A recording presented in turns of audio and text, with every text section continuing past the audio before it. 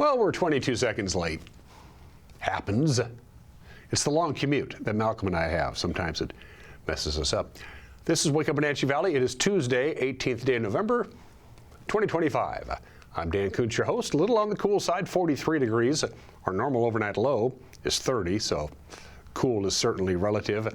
Weather this week? Nothing. Well, there's going to be weather. There's weather every day, but nothing really to talk about. Very benign, very quiet right through the rest of the week. We were expecting more sunshine today. Originally, when we did the forecast and we got together yesterday, going to be pretty cloudy today, and then we'll start seeing some sunshine on Wednesday and Thursday and Friday. Each of the morning hours, the early morning hours, right before sunset to about an hour or so after sunset, you'll deal with some morning fog. Burns off, sun comes up, temperatures above normal, both for the afternoon highs and the overnight lows. Rain? Not really. Maybe some on Saturday. Originally, they were expecting about a 50-50 chance of rain on Saturday afternoon. Now they're saying more like 30% chance of rain, and really not a lot of snow in the mountain passes until we get to the very end of the weekend. Stevens could get 5-6 inches of snow. The lower passes, not too much. Details are coming up. News, yes. Sports. Gonzaga needs to play Southern Utah every game so they could win by 70 every game. I'm not kidding you. What is an insane blowout by the Zags. We'll have highlights. Mike McDonald, head coach of the Seahawks, at his weekly presser. He does it every Monday with the Seahawk beat writers, catching up on, it was a tough loss to the Rams, but anyway, we'll hear from Coach McDonald. And it's Tuesday, and as you can tell by the giant novelty oversized hockey pucks on my desk, it's Hockey Talk with Austin Draude, the play-by-play voice of the Wenatchee Wild. Lost at Portland on Friday, won at home against Prince Albert on Saturday, and then they went right back down to the Rose City on Sunday and lost to Portland. We'll talk to Austin and preview the next couple of games on the Wild schedule. It's tour time. To the Wenatchee Heights camera we go, and this is about as sunny as it's going to get. Not going to see a great deal of sunshine today. Beautiful, beautiful view. Now, the colors have long since passed their peak in the Wenatchee Valley now. In fact, the leaves are, a lot of the area trees, the maple trees, for instance, I've noticed are pretty much bare now, barren of leaves, but another beautiful fall there. Great view for the Wenatchee Heights. That looks to be, is that Jump Off Ridge? That is Jump Off Ridge. I'm trying to figure out what direction we have that pointed. I think, well, we can see the sun coming up, although it's not officially sunrise. Sunrise is at 7:10, but that tells me that's pointed towards the Quincy area, out towards the Columbia Basin, simply because the last I checked, the sun comes up in the east. If that changes, by the way, we'll let you know. So that's the Jump Off Ridge camera. Billy Goat is out of focus. These things happen. There we go. Now it's in focus. Hello. Good morning, Pateris. Good morning, Brewster from high atop our Billy Goat camera. Lake Alta, or Alta Lake, I suppose, is in the lower right-hand corner. I really wish we could show you the Medhow Valley, which, of course, is off to your left from the way we look at that. But that is where the support tower is. So we can't go, the cameras will go 360. That's not a problem, but the view is only about 340, and the other 20% would show you the tower that the actual cameras sit on, and nobody wants to look at that. And camera number 4. Ooh, to the Cascadian we go. Looking south, there's a big crane building the Widener apartment homes, just about a block from where we are, right down the street. That's going to be 7 stories. And it looks like they're on story number 2, so it's going to be pretty tall, as you might imagine. But a good view from the Wenatchee Valley, from the roof of the Cascadian, looking south towards, well, the south end of town. It is Tuesday. We always do this from the Climate Prediction Center. Your long-term forecast. This starts on Sunday and takes us into Thanksgiving Day, which is the 27th this year. Pretty late for Thanksgiving. So the long-term forecast, as you can see, as far as temperatures are concerned, about a 50-50 chance of seeing normal temperatures. Our normal high is 43, our normal low is 30. Yesterday, we hit 50 and 43. It's been very mild. And on the right-hand side, you can see we're leaning at about a 60 to 65% chance of seeing precipitation above normal. Again, this starts Sunday and goes through Thanksgiving Day next Thursday. Your forecast brought to you by Colonial Vista Senior Living in Wenatchee. It's where comfort, care, and community come together. Some sunshine this morning, going to give way to clouds in the not too distant future, and then clouds will dominate the rest of the day. High day near 48, another day up above normal temperatures. Clouds will be thinning out. We're going to get down to 33 for the overnight low tonight. Wednesday, sunshine all day, morning clouds, morning fog till about 10-ish or so, and then once that happens, sunshine, a little cooler, high of 46, clear skies 36 for the overnight low Wednesday. We do it all over again Thursday, all over again Friday. You'll wake up, you'll notice the clouds and the fog. It burns off mid-morning. We get up to 51 on both Thursday and Friday. Next chance of measurable rain is on Saturday. Best chance of rain, by the way, on Saturday, late in the afternoon into the early evening hours, and there's a chance of a little bit of rain on Sunday morning, and then again on Sunday afternoon. It's just as far as Mother Nature is concerned, not a lot to talk about weather-wise, and for a lot of people, that's fine by them. We're going to take a 2-minute break, and then we'll have your headlines on this Tuesday. You're watching Wake Up Wenatchee Valley on the NCW Live channel.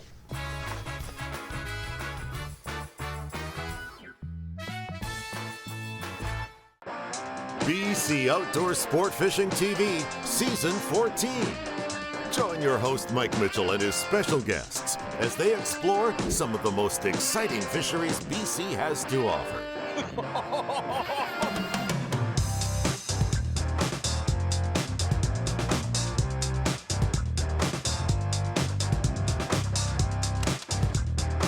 BC Outdoors Sport Fishing TV. Check your listings for airtimes.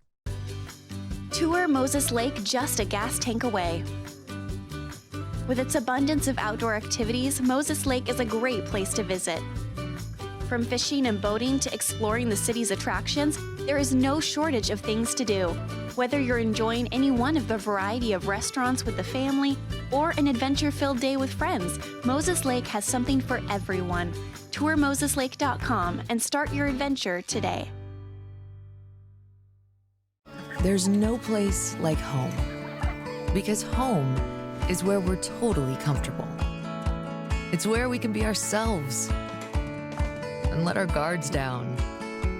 It's where we make memories, and we're always imagining new ways to keep it totally comfortable. Carrier, total comfort, totally happy. Call Alpine Air Heating and Cooling today. Your comfort is their priority.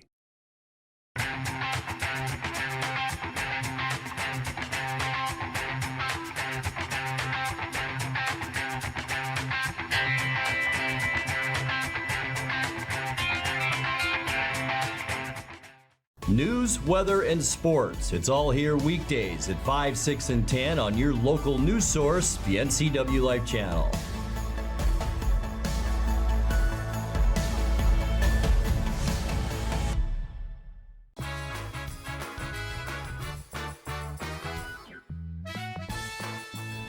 That's pretty cool, kind of a sepia tone as the sun filters through the skies. 43 degrees. The clouds are going to have the upper hand today. We'll be in the upper 40s today. Low clouds and fog gives way to sunshine for the rest of the week, so it's going to be a very nice week and not a bad weekend, all things considered. And we're pretty deep into November now. 9 minutes after the hour, a 16-year-old suspect from Bridgeport has now been charged as an adult in last Wednesday's killing of an East Wenatchee man on Highway 97 north of Orondo.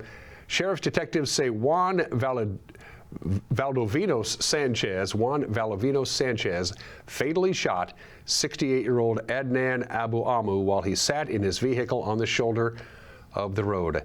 Valdovinos is believed to have arranged a meeting with Abu Amu, an East Wenatchee transit director and a broker in precious metals, in order to buy gold from him. Witnesses found Abu Amu dead in his Prius from multiple gunshot wounds. Police arrested Valdovinos 1 day later. Douglas County prosecutors filed charges yesterday of second-degree murder and first-degree assault. Cases of murder involving teenage defendants can be automatically charged in Superior Court rather than in the juvenile system. Valdovinos is due to be arraigned on Thursday. A GoFundMe has been established to help Abu Amu's family with expenses related to his death. You can contribute to that fund by using the QR code that you see on your screen. The Cascade School District says lead has been detected in several drinking water outlets at different school buildings. According to an email sent to parents, the lead detection came after state-mandated testing required in all K through 12 public schools, either built or with its plumbing replaced before 2016. Lead was detected in both drinking fountains in the district office and HomeLink building and in 9 outlets at Icicle River Middle School. 4 sinks have been shut off and 5 water outlets are now labeled hand washing only. The district says it is working with the Washington Department of Health and the Office of Superintendent of Public Instruction to develop an action plan which will outline fixture replacements, installation of approved filters, and post-remediation follow-up. My good friend Karen Welch, the retiring Chelan County Fairgrounds and Expo Center Director, was honored with the Lifetime Achievement Award by the Washington State Fairs Association. Welch has been in her position for 14 years after approaching a Chelan County Commissioner with her ideas on how to improve the 26 acres of fairgrounds. Since then, she's improved facilities, attracted new events and new organizations to the venue, and she's created new revenue streams for the county's department. Welch's nomination for the Lifetime Achievement called her dedication to the fair and the Expo Center, quote, truly inspiring, and said, quote, she puts her heart and soul into everything she does. Welch received the award during an association conference here in Wenatchee. Karen Welch plans to retire next April. Wellness Place announced yesterday it's going to join global nonprofit Cancer Support Communities Network, going to be known as CSC Central Washington, beginning on January 1st. Wellness Place has operated for over 2 decades. They offer free cancer support to individuals in Chelan, Douglas, Grant, and Okanagan counties. As CSC Central Washington, the center will allow local residents to access education, support, social connections, and research-driven resources, all available either in person, online, or over the phone, and doesn't cost you anything. The Washington State Department of Fish and Wildlife, the commissioners on Saturday, they turned down a request from Colorado to transplant up to 15 gray wolves to bolster that state's wild population. The vote, by the way, 8-1. Colorado plans to release wolves into the Rocky Mountains for the 3rd year this winter, but the Trump administration denied its request to use wolves from British Columbia, saying they must be translocated from within the United States. Washington's commissioners said they can't spare any wolves until they're no longer considered an endangered species here.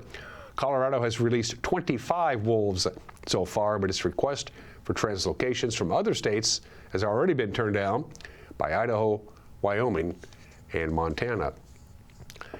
And an 80-acre forest thinning project on Chelan Douglas Land Trust property ended over the weekend with a series of controlled burns.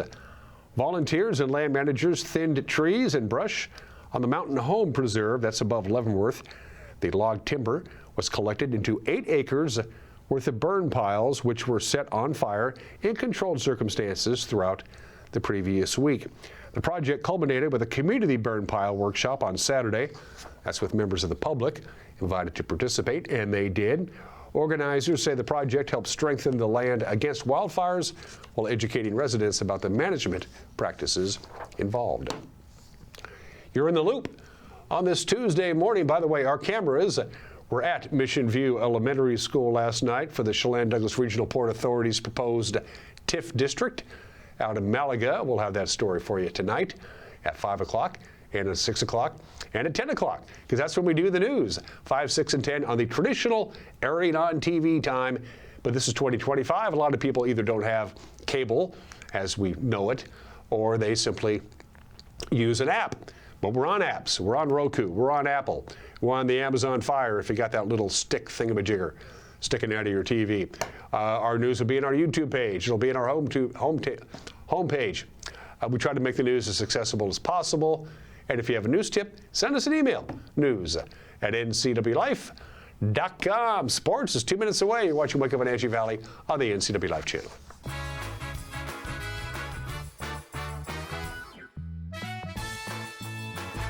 Birthdays, office gatherings, and team parties taste better at Abby's. From our legendary lunch and Thirsty Thursday to our monthly giant special, there's always a reason to gather. Family-owned Abby's, your legendary pizza tradition. You asked, and it's back at Abby's. 2 legends, 1 pizza. Half pepperoni, half big Hawaiian. All delicious. It's mouthwatering, loaded with toppings, and happily feeds a family. Order at abbys.com before this legend disappears. Raising a family may have seemed overwhelming to your parents, but they weren't. Coach, teacher, life guide, caregiver. Family takes care of family. And as the circle of life continues, you now are their caregiver. It may seem overwhelming, but we're here to help you find the support services necessary so you can provide quality care to your elders. Call Aging and Adult Care of Central Washington at 1-800-572-4459. When flooding hit Serve Wenatchee, their office and Fresh Hope Market were devastated. But their mission to help prevent homelessness in this valley hasn't stopped, and neither will we. I'm Todd McLaughlin, General Manager at Apple Valley Honda. Now through the end of the year, we're donating $25 to Serve Wenatchee every time someone takes a test drive. And if you happen to buy a vehicle, we'll give an additional $100 in your name. Because when our neighbors are in need, this community steps up, and we're proud to be part of that. Welcome to Mountain Chick Floral, your go-to flower and plant shop in downtown Wenatchee. Explore their wide variety of unusual and fun plants. And when you buy a plant in a container, they'll pot it up for you absolutely free. Birthday or weddings, they'll create the perfect floral arrangement for you. Brighten up your office with fresh blooms delivered to your door or business. Ask about floral subscriptions. Visit Mountain Chick Floral today, where every occasion is a reason to celebrate with flowers.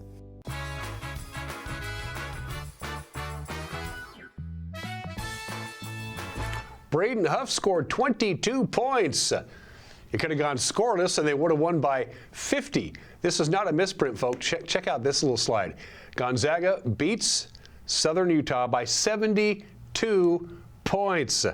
I kid you not, Davis Fogel had 19 points. By the way, for the Bulldogs, second largest scoring output and second largest margin of victory in program history. About 10 years ago, they beat an NAIA school by 73 points.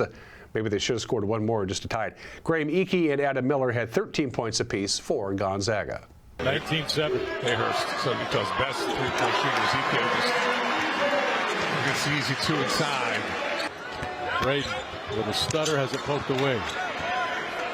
And back come the Thunderbirds. Farrell with the basketball. Skip to the corner. 3 on the way from Hayhurst. That's what he does. 5 of 11. Ike with 5 points on 2 of 5 shooting. He backs in, got to the left hand. Jump hook good. Shows you the power of Ike on the championship. You have to do that. There's Miller for 3. St. Superi. Oh, hanging and hitting through contact. Got a lot of poise. Hard to believe he's a freshman. Yes.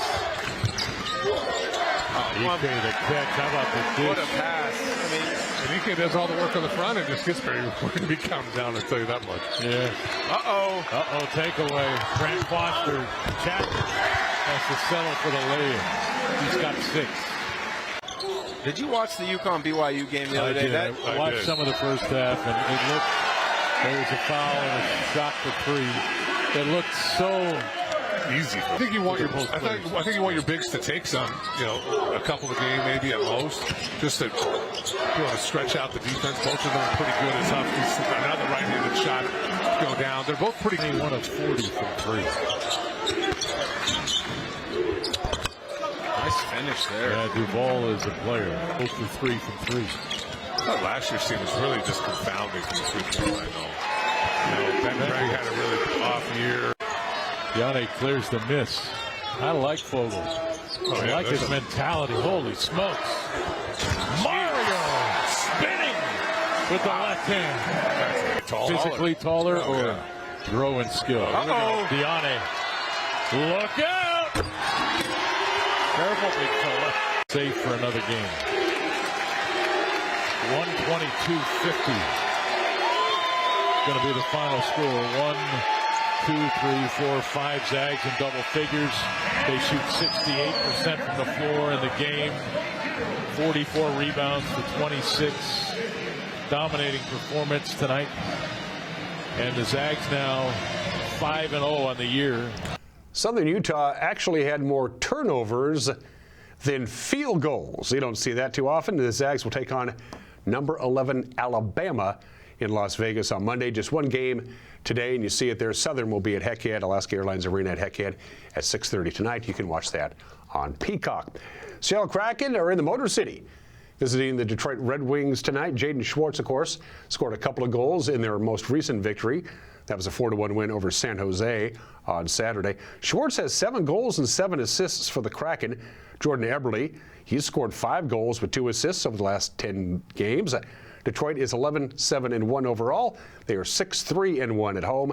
Seattle is 9-4-5 overall, 3-3-2 on the road. But the Kraken are 8-0-3 in games when they score 3 or more goals. Today's game, the first time these teams match up for the season. 4 o'clock is when they'll drop the puck on Kong TV.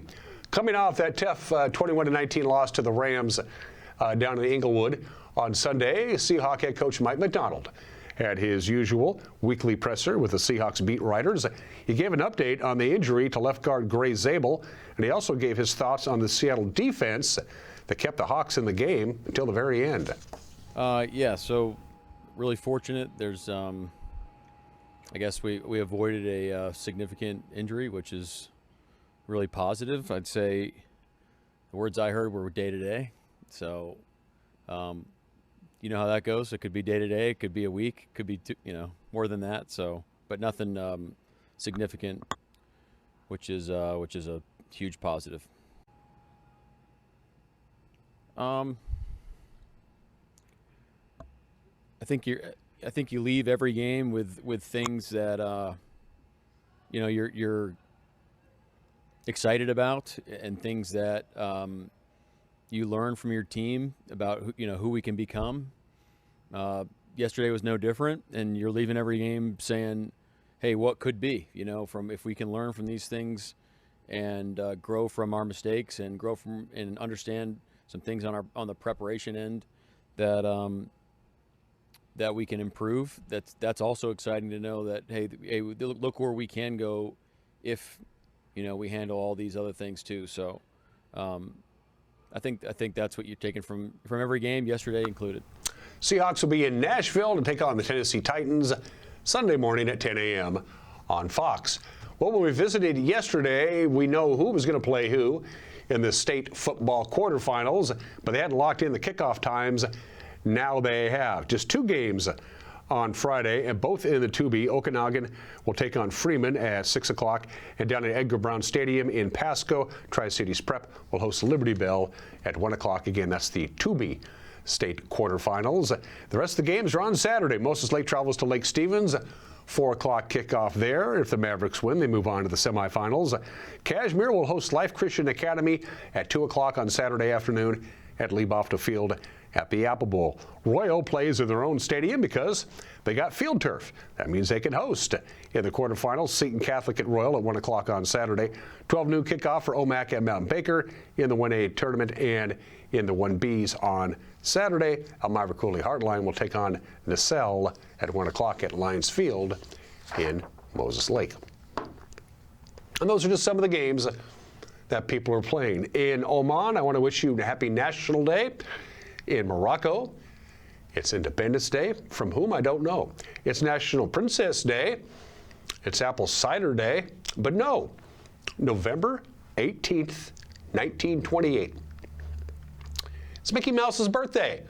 Happy birthday to Mickey Mouse, because it was on this date in 1928 when the very first cartoon with synchronized sound was shown at a movie theater in New York City, Steamboat Willie, featuring Mickey Mouse. Now, before this, in 1928, in fact, throughout the 1920s, Walt Disney and his studio, Disney Studios, were employed by Universal Studios, and one of Walt's creations was Oswald the Lucky Rabbit, and it did very well for Universal, made him a lot of money. So in 1928, Walt Disney went to the head of Universal and said, Oswald the Rabbit, very popular. We'd like a bigger budget and more money for me. And the head of Universal said, no. In fact, not only no, but Walt, I'm going to cut your salary and your budget by 20%. Walt said, nerds to you. He waited until his contractual obligations were done, and then he started his own studio, Walt Disney Studios, and he took some of the best animators from Universal with him, and Mickey Mouse was born. By the way, the person who named Mickey Mouse, Walt Disney's wife.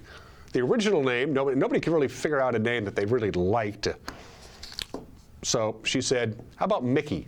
So happy birthday to Mickey Mouse. It's your day today. It's Mickey Mouse's birthday today, which begs the question, why does Donald Duck wear a top and no bottom, and Mickey Mouse wears a bottom but no top? It has baffled scholars for years. What exactly is a military advisor? Well, JFK on this date in 1961 sent 18,000 military advisors to Vietnam. We had already said, well, you know, can't have the communists from the north take over the south. So we're going to send you advisors, 18,000 of them, and they didn't just carry briefcases and wear three-piece suits. They technically called them advisors.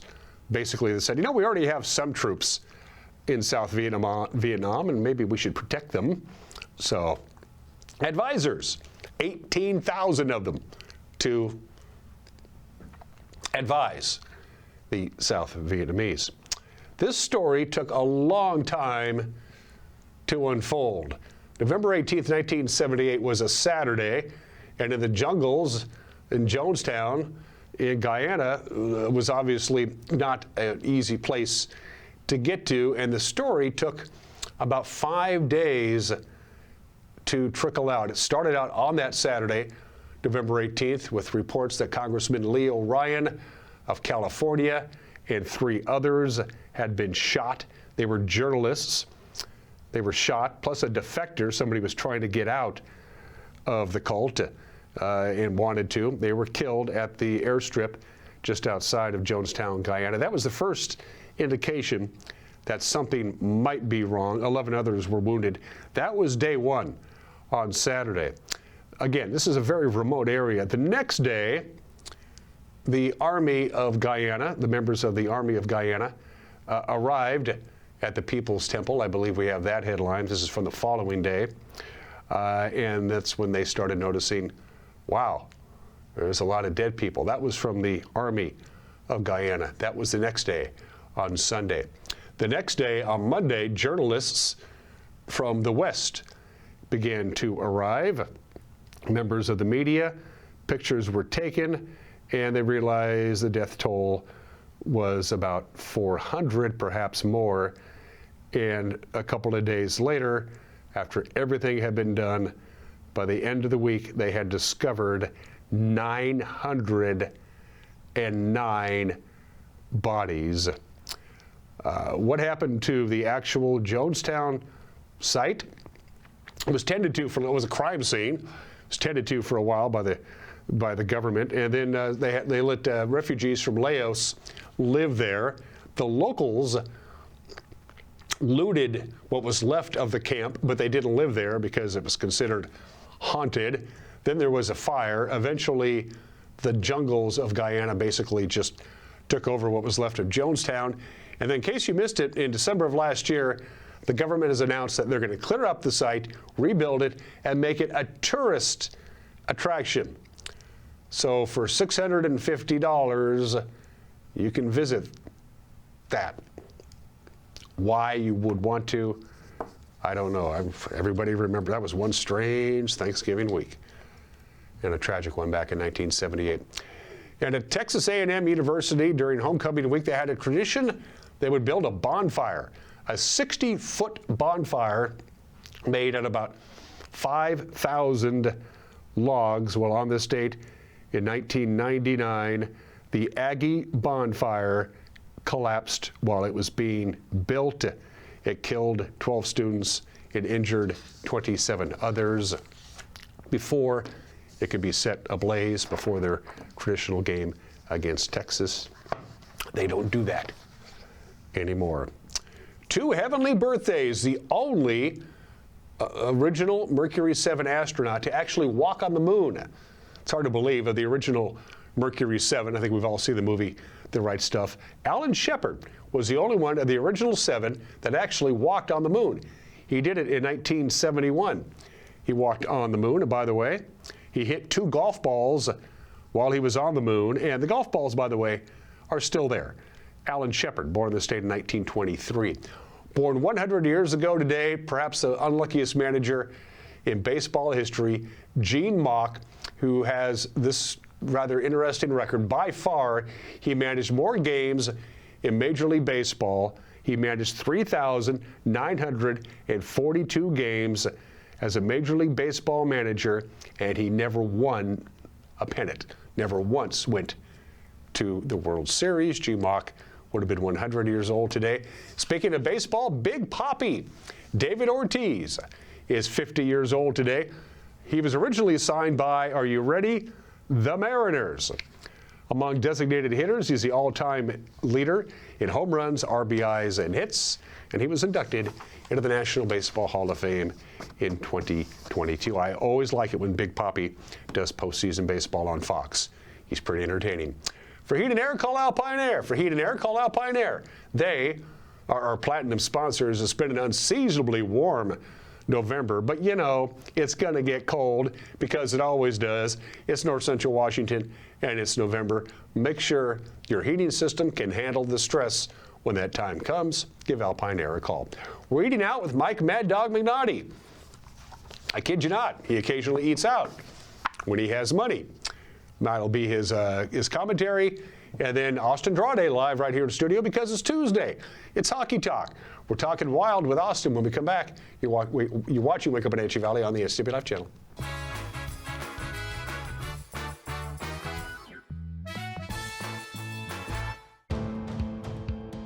NCW Life Channel is your local TV station. We believe in being the spotlight and mirror to the communities we serve in North Central Washington. Programming on NCW Life would not be possible without our sponsors. Special thanks to our platinum sponsor, Alpine Air. Turn to the experts at Carrier and Alpine Air. Central Washington Water understands the power of healing waters. If part of your wellness routine includes hot heat from a sauna, Central Washington Water now carries indoor and outdoor infrared and hot rock saunas by Tilo. Research shows there are many health benefits to a cold plunge after a good workout or relaxing time in your sauna. Harness the power of water in a hot spring spa, plug-and-play spas, a Tilo sauna, or a cold plunge tub. Stop by Central Washington Water, your wellness experts. Hey, hon, would you run this around to the wash rack? Oh, okay.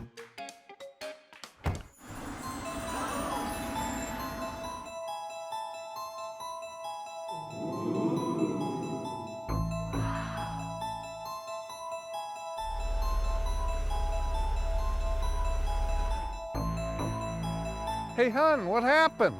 They shrunk the truck. The all-new mid-size Canyon is now available at Sangster Motors.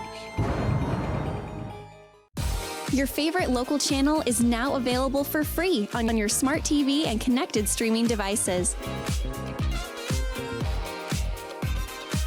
Watch live programming and catch up with the latest shows on demand. See the local stories that matter to you. NCW Life, now on Roku, Fire TV, and Apple TV.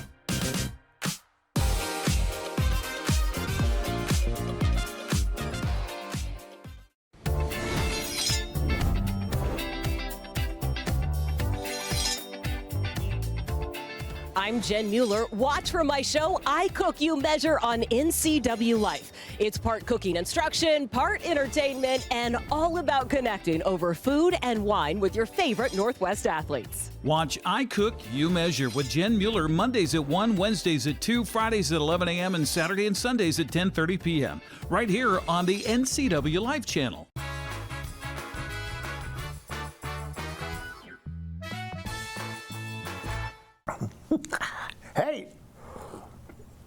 This is Mike Mad Dog Magnotti, and everybody is entitled to my opinion. Now, I recently saw a sign for a restaurant that said family restaurant. What does that mean, I wondered? What's a non-family restaurant? Well, Hooters, I guess. I guess what Hooters sign should say, men who think that oogling half-naked girls who despise them is manly restaurant. Yes, okay. Well, how about an eat and be miserable because you think it's good for you, i.e. a vegan restaurant? Ooh, that's going to get me in trouble. But how about a cardiac delight restaurant, a.k.a. a steak joint? Or a sandwich place that advertises itself as non-celiacs only restaurant? Maybe family restaurant means plan on trying to eat while listening to other people's kids screaming restaurant. No, I don't know. Hey, look, it's getting too expensive to eat out anyway. Oh, gosh. Hey, this is Mike Mad Dog Magnotti, and that's my opinion.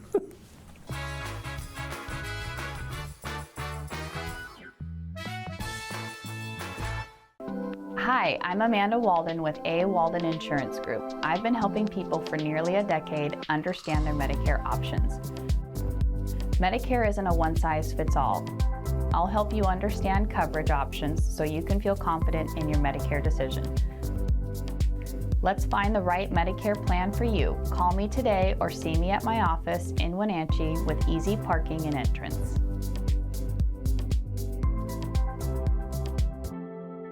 Craving fresh Asian comfort food? Steam Panda is Wenatchee's popular family-friendly Asian restaurant. They focus on providing guests with delicious, healthy, fresh, and natural dishes for an affordable price. Warm up with one of their many popular house-made soup dumplings, ramen noodles, or pho dishes. And make sure to ask about their lunch and chef specials on sushi rolls. Steam Panda's Hawaiian poke bowl and salads are excellent with your favorite boba tea. Stop by or order online at Steam Panda today. Mow, dig, haul, trench. The reliable Kubota BX Series subcompact tractor is highly capable. A smooth hydrostatic transmission makes for easy operation and versatile attachments that help you handle the job. The Kubota BX Series is the #1 selling subcompact tractor in the U.S. Talk to your Kubota dealer to schedule a demo.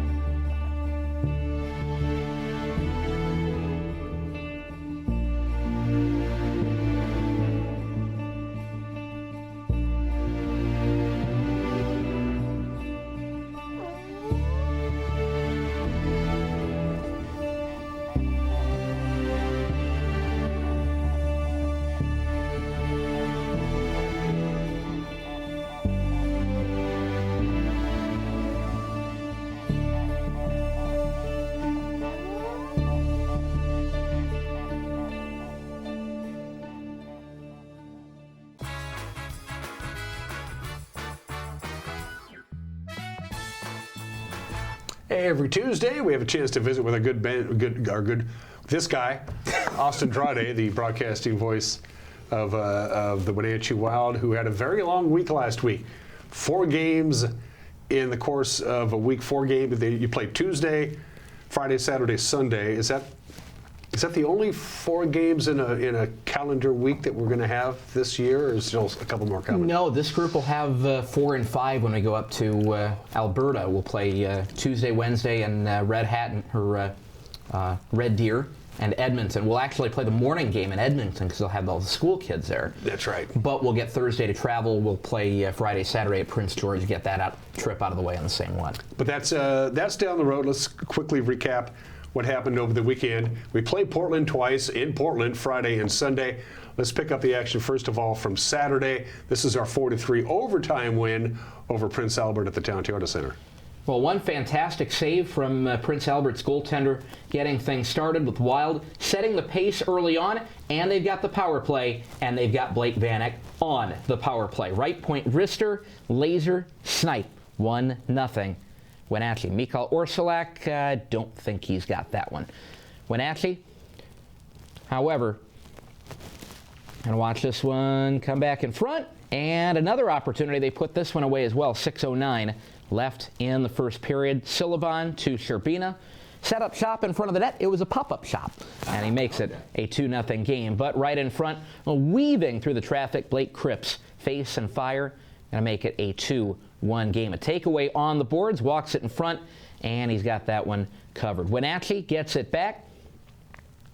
7 minutes into the second period. Going to make this one a 3-1 game. Maddox McHaggerty right in front of the net.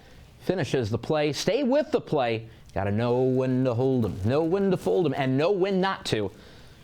But Prince Albert going to make a move in the third period. Jams this one home, making it 3-2. The lead would hold for a little while longer. But a backdoor pass, Lyndon Burrett, don't let him make that extra pass or get the extra shot. This game is tied at 3, and it's going to go to overtime, forcing Tversnick to go to his right. Stolen, Kalen Jodry, overtime, winner, winner, bus dinner. Let's go to Portland. Kalen Jodry with the goal. 4-3 is the score. Then we move on to Portland, where things got a little ominous early in the game. A 2-0 game going to the second period of play. It would actually be 2-0 going to the third period. Goals from Nathan Free. And right out in front, a little pop-up from Jake Gustafson.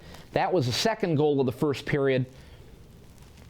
Again, this is Sunday night. It's Portland, down in Portland. This is Sunday against Portland in Portland. 2-0 the score, and they're going to add on to it in the third period, but not on that one. A great save from Tversnick, who got the call again, second straight night. Maddox McHaggerty on the run. Nothing doing for Cruz Chase. He had an outstanding game, would pick up the win, but Wenatchee would make him earn it. This still the first period. We go on to the second period. A lot of saves, a lot of hits, even a fight in there from Boston Tate, if I've got my timing right, but saves like that from Tobias Tversnick keep this one a 2-0 game after 2. No rebounds, no goals, no scoring. No problem for the goaltenders. Check out this save as well, using the defender as a screen. Tversnick not screened quite enough. Max Pjanichka wants this one. Just going to walk off his stick, run to the goaltender, save me. Still 2-0 as we continue on in the second period. Wenatchee would get their opportunities. Lucas Sherbina, this one might be the play of the game as Cruz Chase stops up the breakaway. A long stretch out into the offensive zone. Jake Gustafson, Tobias Tversnick squares him up and turns another one away. Even a little smile from Jake Gustafson saying, what do I got to do to beat this guy again? He had a goal in the game already. Third period, 2-0 game. Uh-oh. This one makes it a 3-0 goal. A chance from the right wing. It's Alex Weiermeyer getting some help and jammed in on the doorstep. But this team doesn't give up. This team does not give up, even when down 4-0. Missing on the chance. Toll down into the corner. Blake Vanek on the power play. Wanted to go back door, but if you're going to give me the goal, I'll take it. Cruz Chase lets it skitter through, and it's 4-1. How about Matthias Silaban? Target practice, glove side for 2. And all of a sudden, the Wild have some life. Tobias Tversnick up to the task. And Blake Vanek on the power play again makes it 4-3. That was unfortunately all the Wild would get, still with some great opportunities in the third period. Lucas Sherbina right next door as Blake Vanek jams another one home. Pinballing all the way around. Doesn't tilt the table. He'll get full credit for those points, and it's 4-3. But Alex Weiermeyer into the empty net. A buck and a penny left to go. They're not making pennies anymore, but Weiermeyer has a buck and a penny in his back pocket. And that makes it 5-3. Wenatchee runs out of time. Still a nice comeback. That's a comeback Nice for comeback. Wenatchee. Almost a 4-goal comeback in a game with 2 full forward lines and one of the top defensemen, Josh Fluker, out of the lineup on Sunday. A Saturday night with the same lineup where they beat a Prince Albert team that had only lost once in regulation, came within a few minutes of doing it a second time. This is a scrappy Wild bunch, and a bunch with a lot of comeback character in them. They showed it this weekend. I was stunned when I got the press release on Saturday morning from Austin that we had 6 forwards unable to play in Portland on Friday night. We lost 6-3, but 6 forwards. That's basically our two first lines. Is that it? Essentially, yeah. And you're talking about guys like Aiden Grosskloss, Sam Elliott, Zane Saab, Ray Hahn has been an impact player for us ever since he came back from some injuries earlier in the season. Had a first goal his first game back in Penticton on October 24th. You look at Dawson Seitz out of the lineup right now. And then Josh Fluker coming out of the lineup after Friday's game. So it's a bunch that is a little shorthanded right now, but the guys that are coming in behind them have done a great job. Matthias Silliban getting hot right there at this weekend. He scored points in all 3 games. He got goals in 2 of them. We need guys like that to step up. And this is the chance for the young guys to really show up and show out. And Matthias really did that this weekend. And obviously knowing going into last Friday's game in Portland we were going to be shorthanded, Bliss and Coach Don made some moves. Yeah, brought in a couple of guys. They're WHL rookies, but they've got really good U18 experience. Played up at Shattuck St. Mary's in Faribault, Minnesota, a program that sent, I think, 100 players to the NHL over their time. But brought in Zane Torrey from the Red Deer Rebels Thursday morning, Nolan Caffey from Everett on Wednesday afternoon. These are guys that are rookies in the league. They've got pretty good U18 experience. These are guys that know the game and have just started getting their shot in the Western Hockey League. We're able to pick them up for some draft picks and see if they can impress us and make an impact on our team while we wait for the smoke to clear a little bit from the injury bug. How does that work league-wise? I know for the goalie situation, it's one thing. You can have a third goalie, an emergency goalie, because you have to have somebody between the pipes. What's the scenario if a team is just that shorthanded because of illness and injuries? It was pretty much, unless it's a goalie situation, you're on your own. How does that work? Well, we also called up a couple of affiliate players from Alberta with Devin Pelchier coming down from South Alberta Hockey Academy and Nathan Krellen coming down from the Calgary Flames U18 program. So we brought in some affiliate players, but you don't want to lean too much on those guys. You don't want to call in 4 or 5 affiliate players at a time. And logistically, when a lot of those guys are in Canada, it's harder to do that and then be prepared to send them back in a couple of weeks. So we brought in a couple of affiliate players, but there were still some holes that we needed to fill. That's where the trades come in.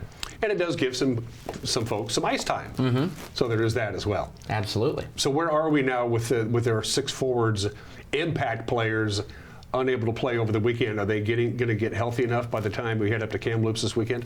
Sounded like there were going to be hopefully a couple of guys at least cleared to practice early on this week, and if they're able to get through the full week of practices, you'll probably see them back in the lineup again. But we'll get some of the guys back, but I think it's going to be a trickle coming back into the lineup.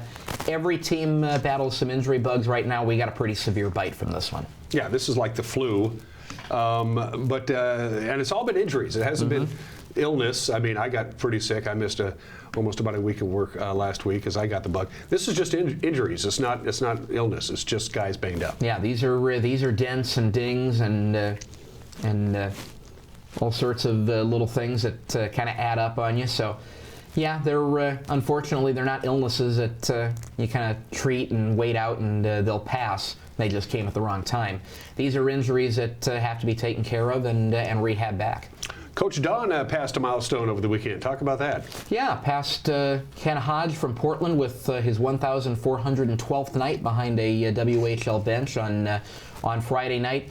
He's coached for 4 different teams across the U.S. division. He's almost completed the bingo card and hasn't coached for Everett and Portland, but he's coached for the other 4 teams. And he's had, I don't know how many people reach out to congratulate him. Ken Hodge himself was at the game on Sunday, is still around in Portland and is still revered in the Rose Quarter down there. So he was at the game on Sunday. I know they got a quick picture together and got to chat a little bit. And it's a pretty huge milestone to pass 1,400 plus games in the Western Hockey League and to have the players go on to the NHL and to make an impact outside of hockey that he's had. I wonder how many bus rides that comes out to be. I would shudder to think. He has he's set the record for the longest tenured WHL coach.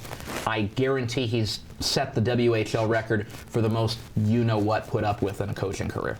Well, I'll tell you what. You do the math, and we'll talk about that next week. Sounds good. I'm just kidding. Again, a recap. At Portland, the 63 loss on Friday.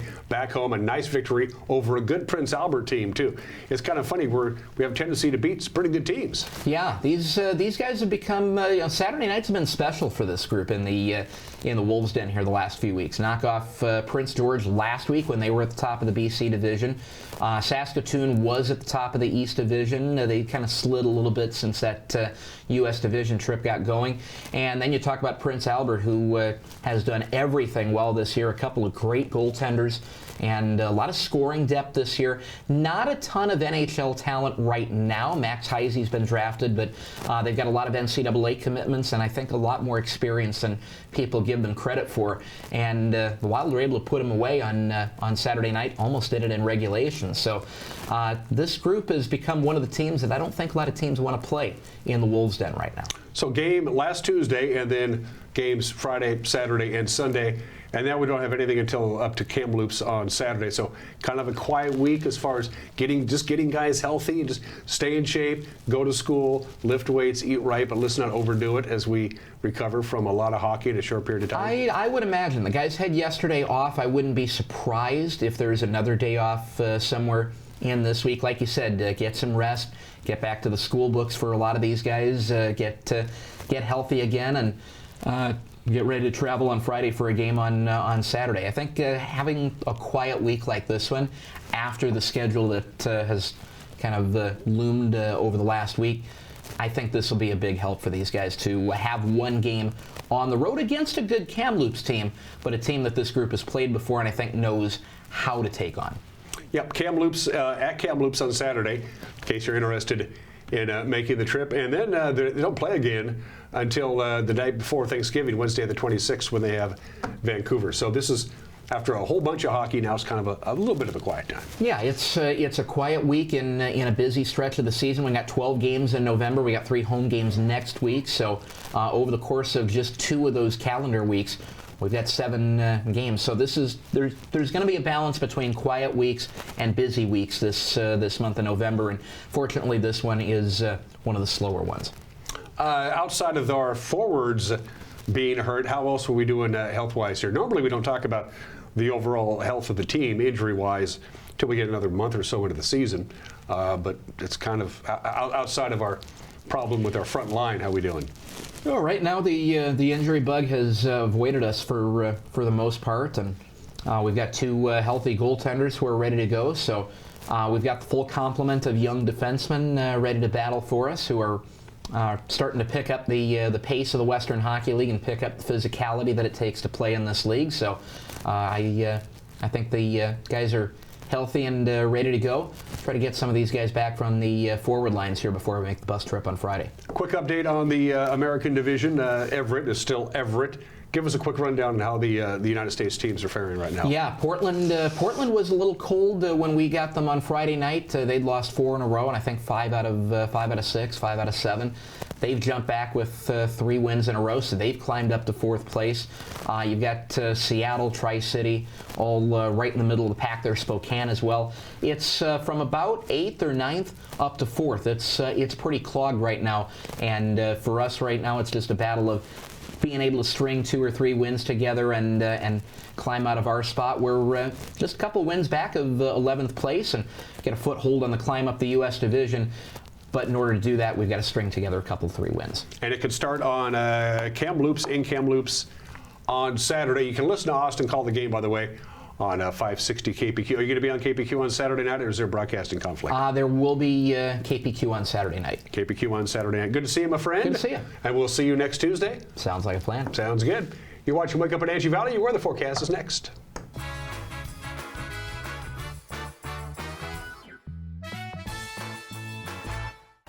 Your favorite local channel is now available for free on your smart TV and connected streaming devices. Watch live programming and catch up with the latest shows on demand. See the local stories that matter to you. NCW Life, now on Roku, Fire TV, and Apple TV.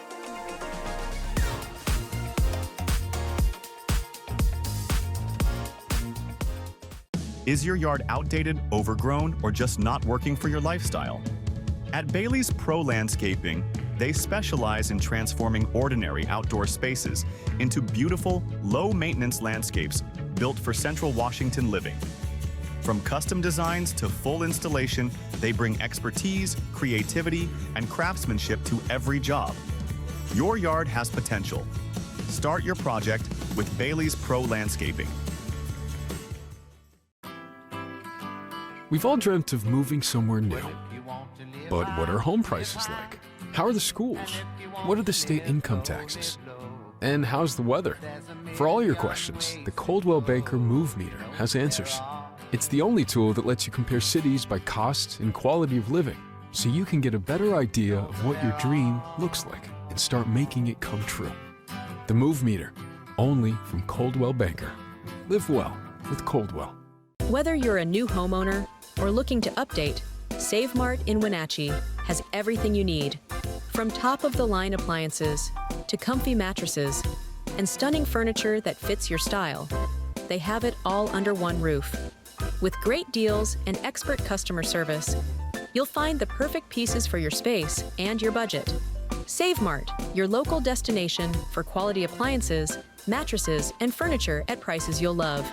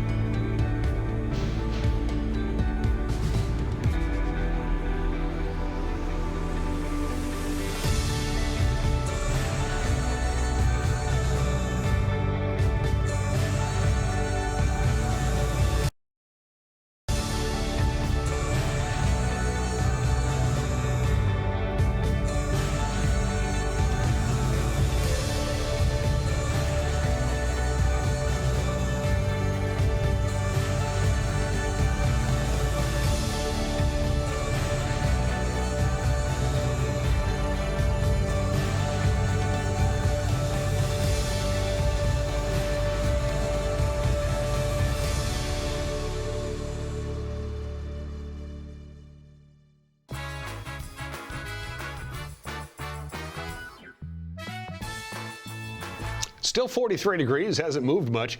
When we got together yesterday, the original forecast was calling for today to be sunny, and Wednesday and Thursday and Friday. They have changed that just a little bit. We'll get to all those details in just a little bit, but first, because it's Tuesday, we check in with the Climate Prediction Center. Well, this is basically most of Thanksgiving week. This starts on Sunday of this week and takes us through Thanksgiving Day, November 27th. As you can see, about a 50-50 chance of normal temperatures. Now, our normal high temperature this time of the year is 43. We've been into the 50s for quite some time, so looks like we're going to be back down to where we should be this time of the year. Of course, the days are getting shorter. We're losing about 2.5 minutes of daylight a day. That certainly plays a role. And as far as precipitation is concerned, on your right-hand side of the screen, about a 60 to 65% chance of seeing above normal precipitation. So there you go. And the Climate Prediction Center, they're pretty good at what they do. You got to give them kudos for that. They've been pretty much spot on when it comes to these long-term forecasts. So here's a sneak peek of what we're looking at heading into Thanksgiving. Your 7-day forecast from our friends at Colonial Vista Senior Living in Wenatchee. It's where comfort, care, and community come together. Clouds are starting to thicken up a little bit, and for most of the day, it'll be cloudy. We'll top off at about 48, by the way. For the record yesterday, we hit 50. While you're sleeping, the clouds will be exiting. That makes our overnight low quite chilly with no blanket, 33 for the overnight low. And then the same pattern for Wednesday, Thursday, and Friday. In the morning hours until about 9:30 or 10, we'll have some low clouds and fog. It will burn off, and we'll have quite a bit of sunshine by the time we get to noon, all the way to sunset, which is at about 4:30 this time of the year. So we'll top off at 46 on Wednesday. It repeats itself all over again on Thursday. Maybe a little warmer on Thursday afternoon because the overnight low will be a few degrees warmer. So we'll click up into the mid-50s on Thursday and up on Friday. And then Saturday, especially Saturday afternoon, we have a chance of rain that might spill over into Sunday as well and on into Monday as we get ready for Thanksgiving weekend. I take it, Austin, you're staying at home for Thanksgiving? I mean, you're staying here in the big city? Yep. Good. Okay. Although there's nothing wrong with going to Iowa for Thanksgiving. Pretty short turnaround. Yeah, but you won't see me there. That's it for us. Have a good and safe Tuesday. We'll see you tomorrow. Bye-bye.